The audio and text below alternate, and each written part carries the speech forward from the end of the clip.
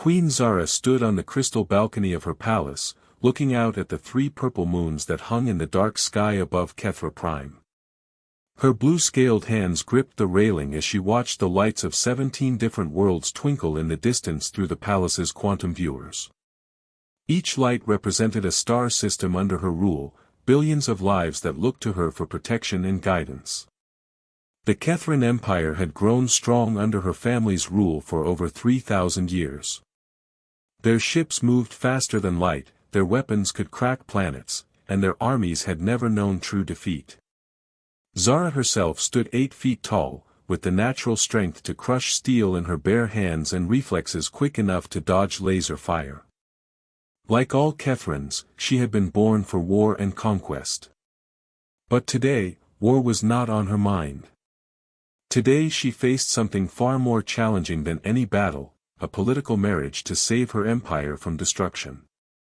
"Your Majesty," came a voice from behind her. Zara turned to see General Voss, her oldest military advisor, approaching with his usual serious expression. His red scales were marked with the white scars of countless battles. "The human delegation has arrived." Zara nodded slowly. She had been dreading this moment for months. The war with Earth had started over mining rights in the neutral zone, but it had quickly grown into something much larger. Humans, despite being a young species that had only reached the stars 200 years ago, had proven surprisingly difficult to defeat. Their tactics were strange and unpredictable. Where HFY forces followed ancient, proven strategies, humans seemed to make up new plans on the spot.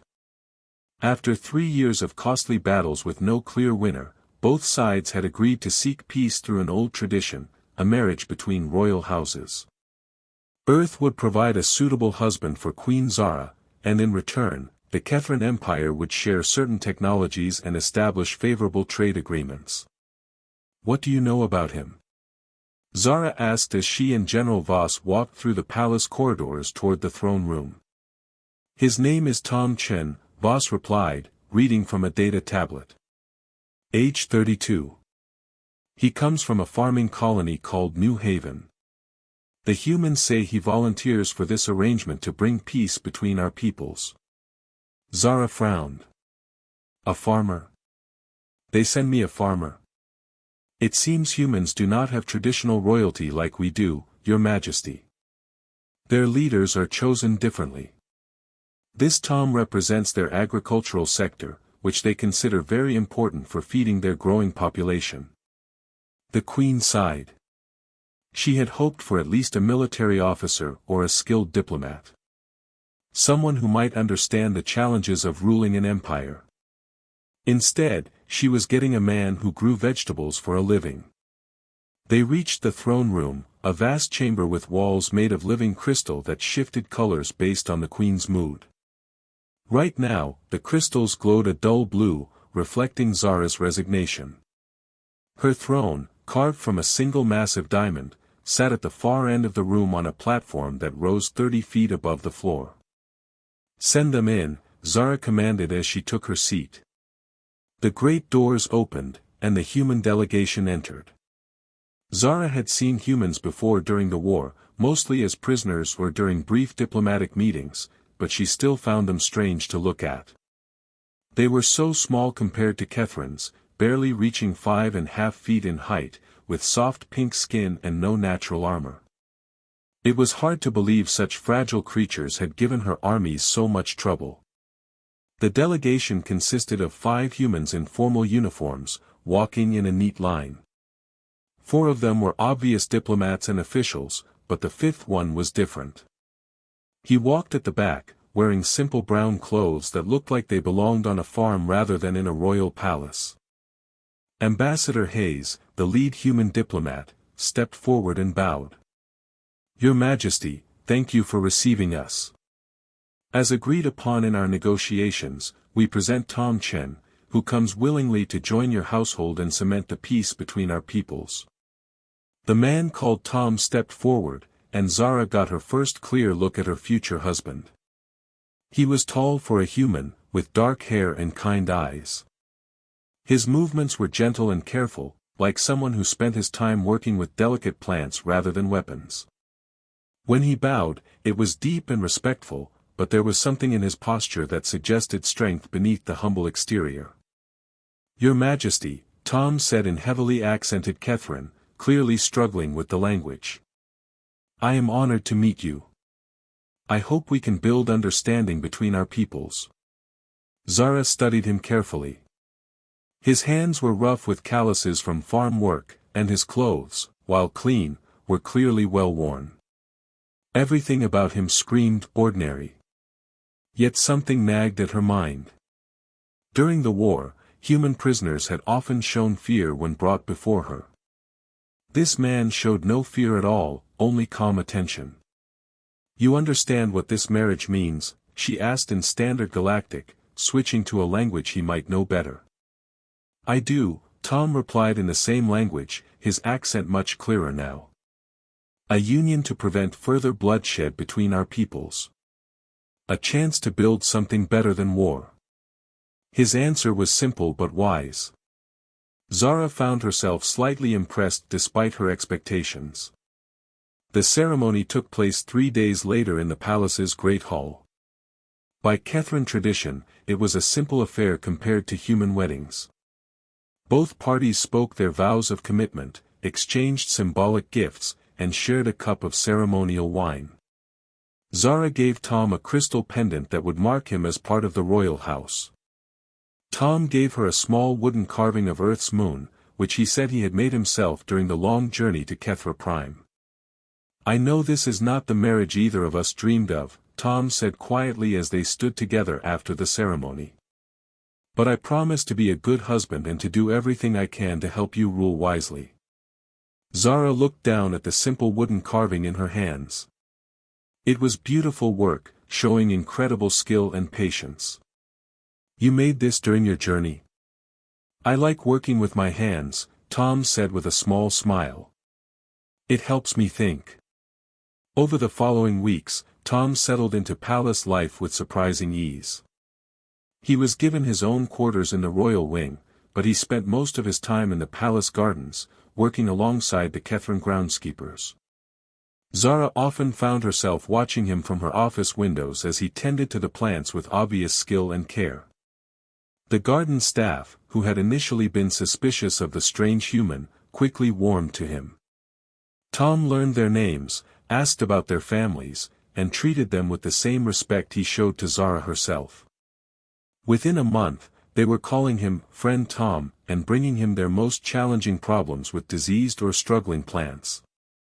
"He has a gift," reported groundskeeper Nala to the Queen during one of their weekly meetings. "The earth plants he brought are growing better than anything we have ever seen. And he is teaching us new ways to care for our own crops." Food production in the Palace District has increased by 20%. Zara was impressed but also confused. The more she learned about Tom, the less he seemed like a simple farmer.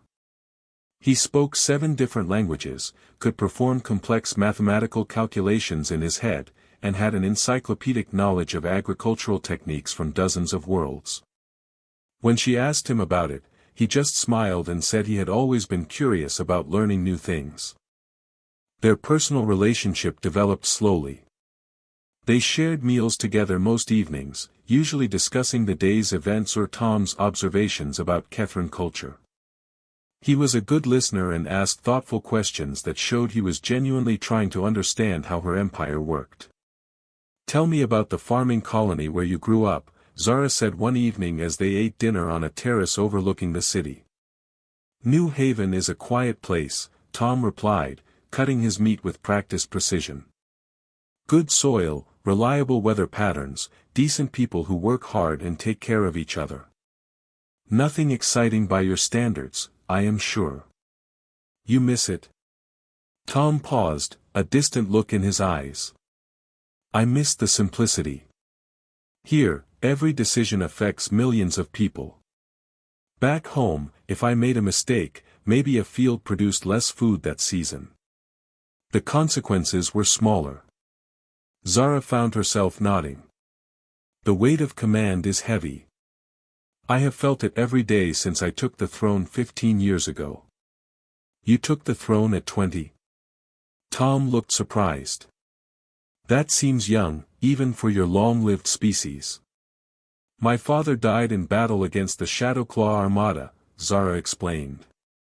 They had been testing our borders for decades, but that year they launched a major assault. Father led the counterattack personally and was killed when his ship was destroyed.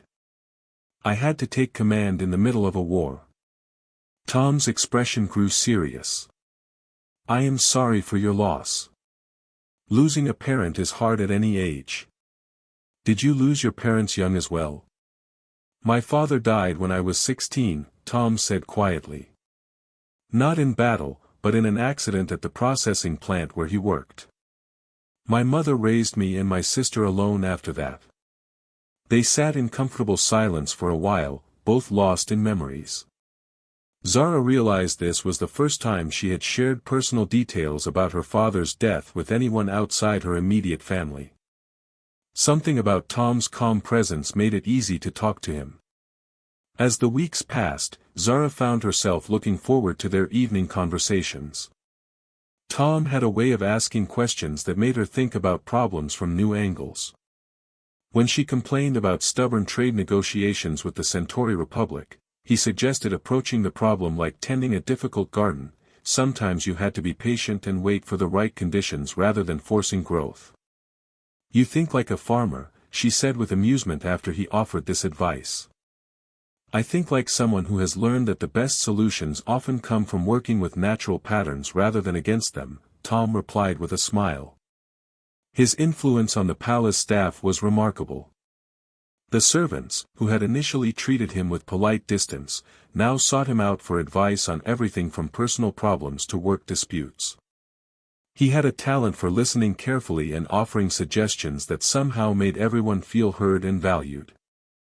The human has a gift for leadership, General Voss observed to Zara during one of their weekly military briefings. Not the commanding type we are used to, but something quieter. People trust him. Zara had noticed this as well. When Tom spoke, others listened. When he made suggestions, people found themselves wanting to try his ideas. It was not the kind of leadership that came from authority or fear, but from something deeper. 2 months after the wedding, their peaceful routine was shattered by an urgent communication from the outer system defense stations. Your Majesty, Admiral Kren's voice crackled over the emergency channel, tension clear even through the static. We are receiving massive energy signatures at the edge of the system. Long-range sensors are detecting at least 300 ships moving toward us at high speed. Zara's blood went cold. Ship configuration. Shadowclaw design, Your Majesty. It appears to be a full-scale invasion fleet. The throne room erupted into activity as generals and admirals rushed in to coordinate the defense. Zara took command from her throne, her voice carrying across the room as she issued orders to mobilize the home fleet and activate planetary defenses. How long until they reach us? She demanded. At current speed, 18 hours, Admiral Kren reported. Your Majesty, this is the largest Shadowclaw force we have ever detected. Our intelligence suggests they have been building this fleet in secret for years. Zara's mind raced through defensive options. The home fleet was strong, but not strong enough to face 300 enemy ships. They could call for reinforcements from other systems, but those would take days to arrive. By then, the battle would be over. What about the garrison fleets? She asked. Already en route, but they will not arrive for at least 36 hours, General Voss replied grimly. We will have to hold the line with what we have. The next several hours passed in a blur of preparations. Ships were positioned, weapons were charged, and evacuation plans were activated for civilian areas.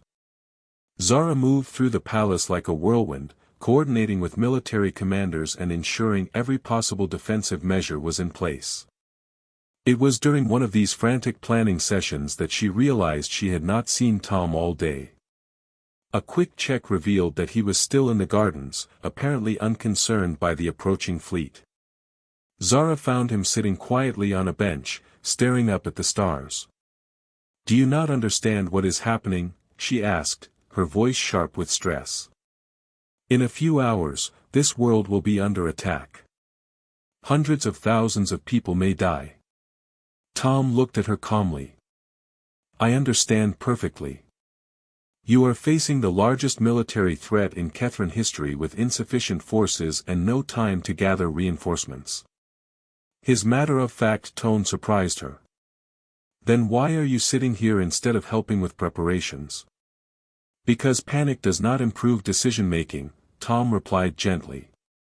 "And because I wanted to ask you something important." "What?" Tom stood up and faced her directly. For the first time since she had known him, his expression was completely serious. "Zara, do you trust me?" The question caught her off guard. "What do you mean?" "I mean exactly what I said. After these months together, after everything we have shared, do you trust me enough to make a difficult decision based on my advice?"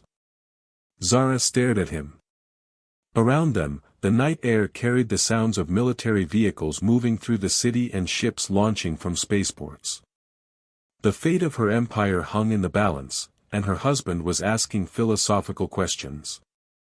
"Tom, this is not the time for—" "This is exactly the time," he interrupted, his voice still gentle but carrying an undertone of something she had never heard from him before. "Authority. Command. In a few hours, you will face a choice that will determine whether your people live or die. I am asking if you trust me enough to listen when that moment comes." Something in his eyes made her pause. Gone was the humble farmer she had married.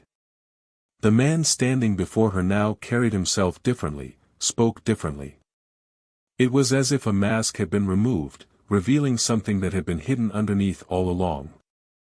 "I trust you," she said slowly, not entirely sure why she was saying it.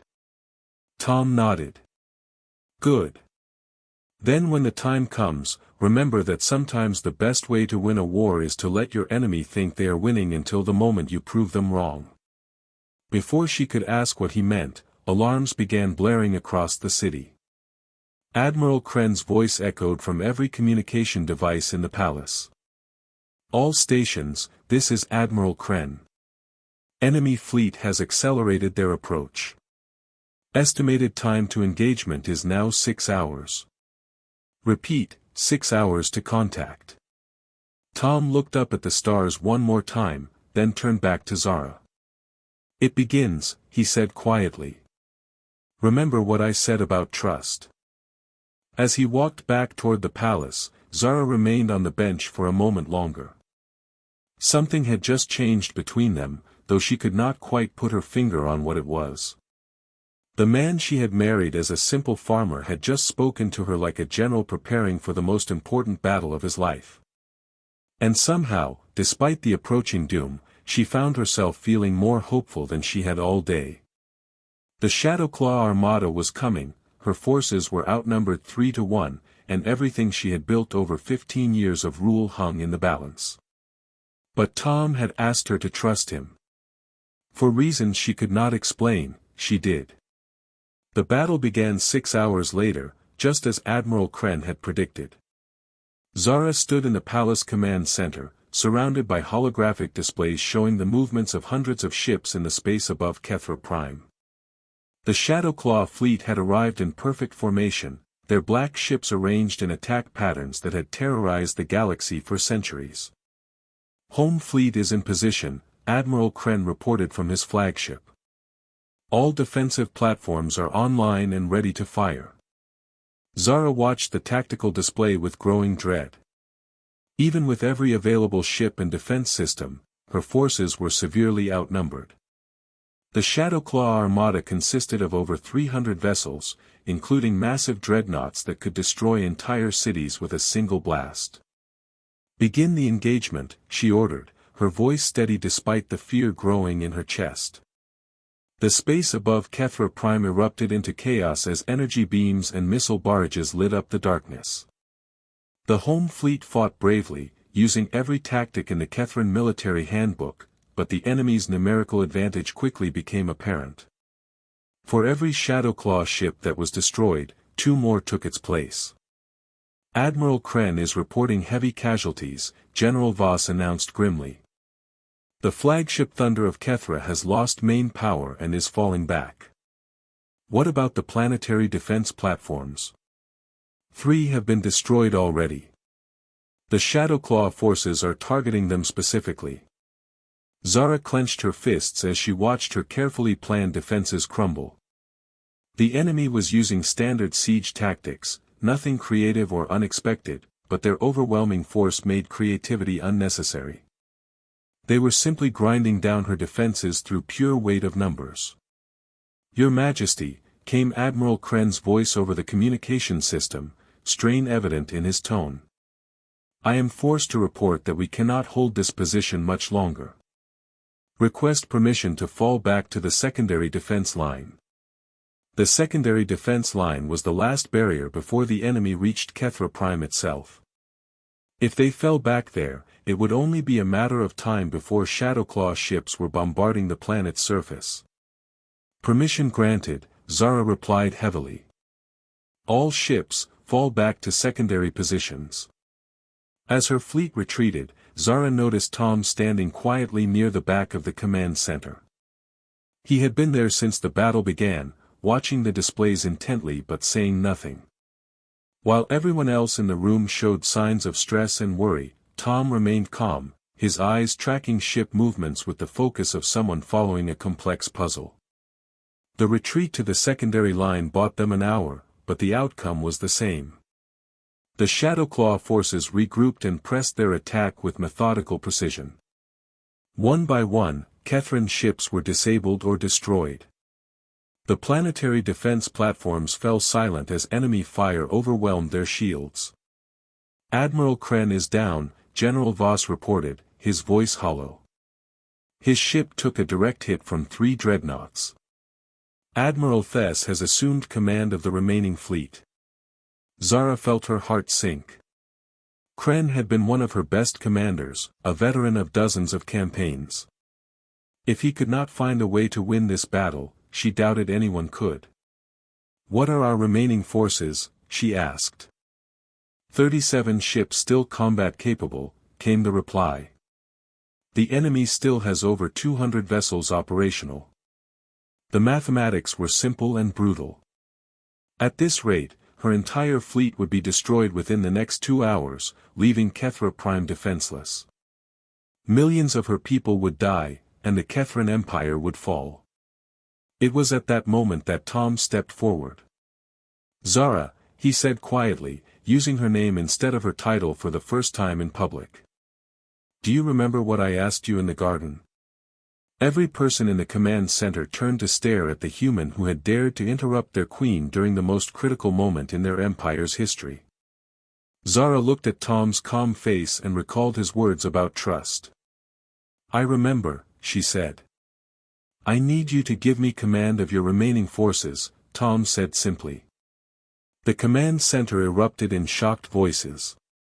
General Voss stepped forward, his red scales flushed with anger. "Your Majesty, surely you cannot be considering this. He is a farmer, not a military commander. This is not the time for desperate gestures. He has no experience with space combat," Admiral Thess added over the communication system. "Our people will not follow orders from an untrained civilian." Zara looked around the room at her remaining military leaders. These were good officers who had served her faithfully for years, but they had just watched their carefully planned defenses fall apart against an enemy using textbook tactics. Everything they knew about warfare had failed to save their world. Tom stood quietly in the center of the chaos, waiting for her decision. His expression was patient but determined, and something in his eyes reminded her of the moment in the garden when she had glimpsed something deeper beneath his humble exterior. "Give him command," Zara said firmly. "Your Majesty," General Voss began. "Give him command," she repeated, her voice carrying the absolute authority of a queen who would not be questioned. All remaining forces are now under the direction of Tom Chen. The room fell silent except for the continuing sounds of battle from the communication systems. Tom stepped forward to the main tactical display, his entire demeanor changing as he took position at the command console. Gone was the gentle farmer who had spent his days tending plants and asking quiet questions about Kethran culture. The man who now stood before the tactical display carried himself with the confidence of someone who had commanded fleets across multiple star systems. His voice, when he spoke, held the calm authority of a leader who had faced impossible odds before and found a way to win. "Admiral Thess, this is Admiral Tom Chen assuming fleet command," he said into the communication system. Zara felt her breath catch. Admiral Tom Chen. Not Tom the farmer, but Admiral Chen. The way he said it suggested this was not a battlefield promotion but a title he had held before. Admiral Chen, Admiral Thess replied slowly, confusion evident in her voice. "I am not familiar with that rank designation in the Kethran military." "Because it is not a Kethran rank," Tom replied calmly. "Admiral Thess, I need you to listen very carefully to what I am about to tell you, because the lives of everyone on this planet depend on your ability to follow orders that will seem completely insane." Tom's fingers moved across the tactical display with practiced skill, highlighting ship positions and plotting new courses with swift precision. "First, I need you to order all remaining ships to power down their weapons and shields." "Power down?" Admiral Thess sounded stunned. "Admiral Chen, powering down weapons and shields in the middle of combat is suicide." "It is if you are planning to fight a conventional battle," Tom agreed. "But we are not going to fight conventionally. We are going to use tactics that the Shadowclaw computers cannot predict because they have never encountered them before." Zara watched in fascination as Tom continued giving orders that violated every principle of space warfare she had ever learned. He ordered ships to break formation and scatter in seemingly random directions. He instructed them to shut down their main engines and drift like disabled vessels. He even commanded several ships to send out distress signals claiming they were surrendering. "What is he doing?" General Voss whispered to Zara. "This looks like he is helping the enemy destroy our fleet." Tom overheard the comment and turned to face the general. "I am making the Shadowclaw commanders believe they have already won," he said simply. "Their tactical computers are programmed to respond to threats, not to opportunities. Right now, they see a defeated enemy offering easy targets." As Tom had predicted, the Shadowclaw fleet began moving in for what they assumed would be the final blow. Their ships broke their careful formations and spread out to attack the scattered, apparently helpless Kethran vessels. "Now comes the interesting part," Tom said, his fingers dancing over the controls. "Admiral Thess, on my mark, I want all ships to reactivate systems and execute the patterns I am transmitting to you now." "Admiral Chen, these movement patterns make no sense," Thess replied after reviewing Tom's instructions. "They violate basic principles of fleet coordination." "They violate Kethran principles of fleet coordination," Tom corrected. "But they follow human principles that your enemies have never seen before. Trust me, Admiral. Execute the patterns." "Mark," Tom said quietly. What happened next would be studied in military academies for generations to come. The scattered Kethran ships suddenly came alive with coordinated movement that seemed chaotic but followed a deeper logic. Instead of forming orderly battle lines, they moved in swirling patterns that brought them in and out of weapon range in unpredictable ways. Tom's tactics were based on principles that no Shadowclaw computer had been programmed to understand. Where traditional space combat relied on predictable formations and overlapping fields of fire, Tom's approach treated the battlefield like a three-dimensional puzzle where the solution changed every few seconds. "Focus fire on the command ships," Tom ordered. "Ignore the smaller vessels and target anything that looks like it is coordinating enemy movements."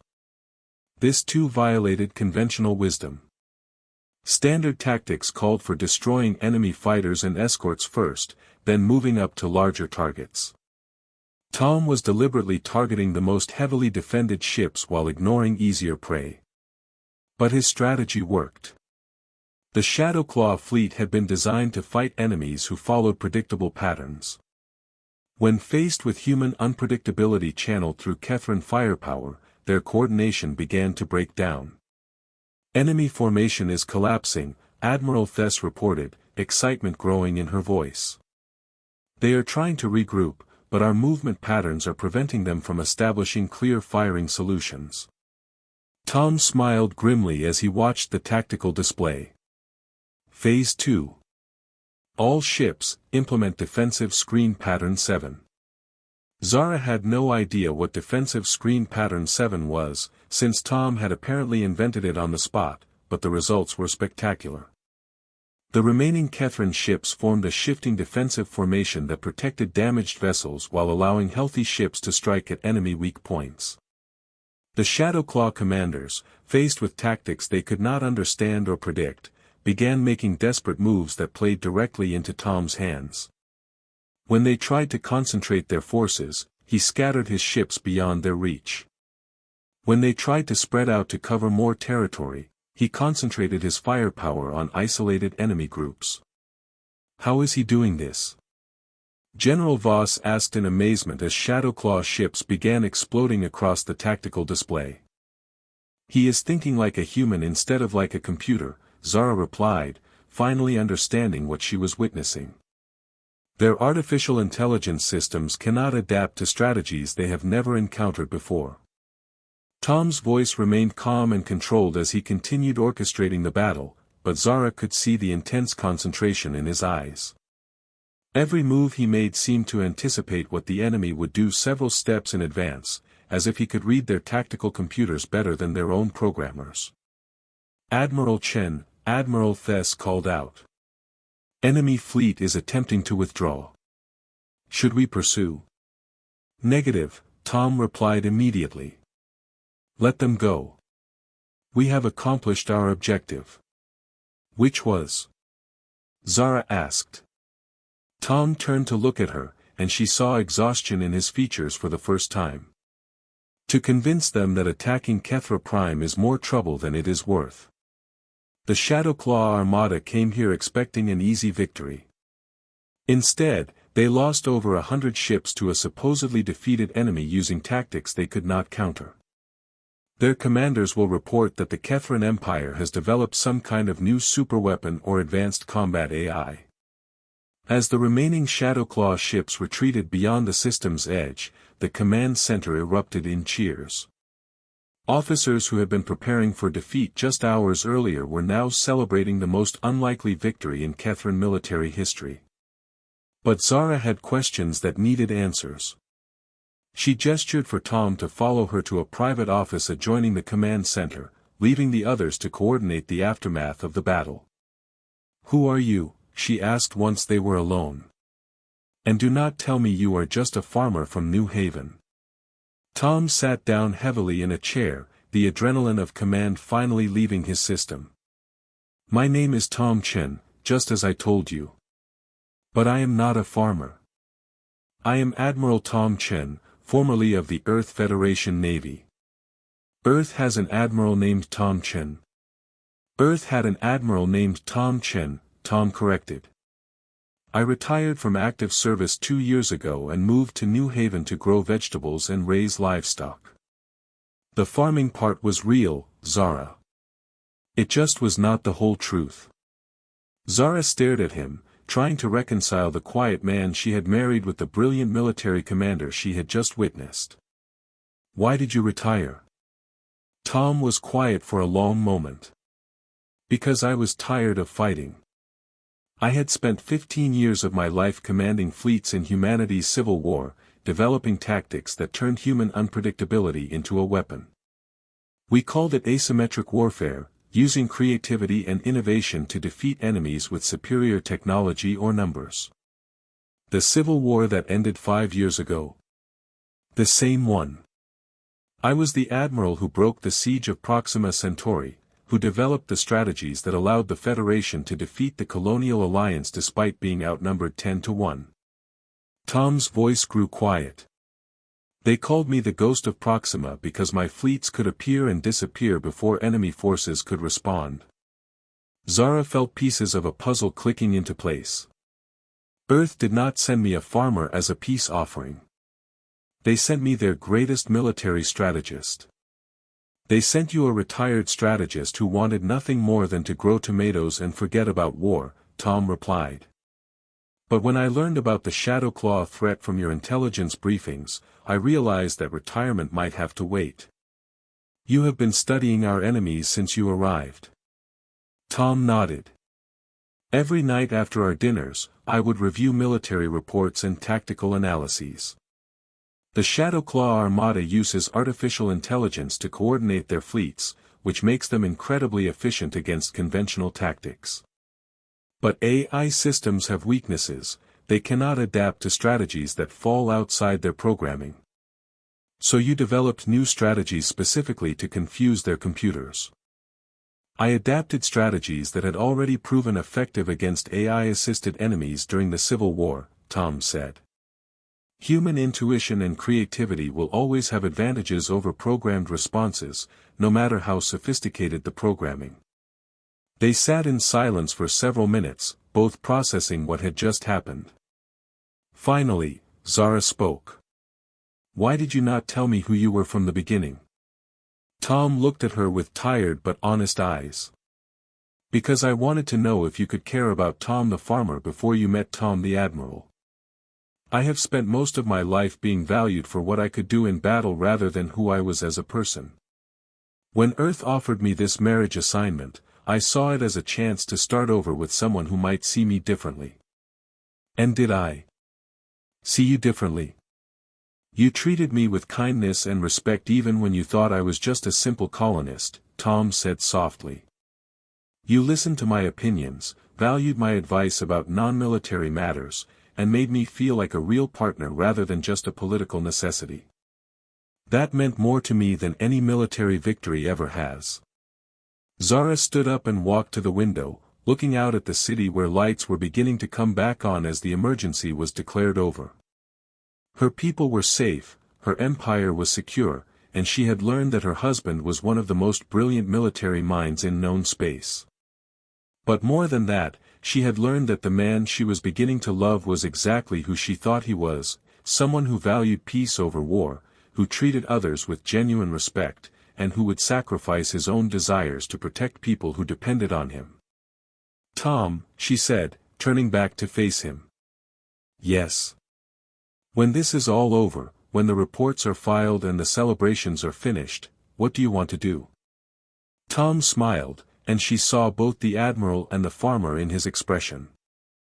I want to go back to the garden with you and show you how to grow those earth tomatoes I brought. I want to have dinner on the terrace and talk about books and art and all the things that matter when the shooting stops.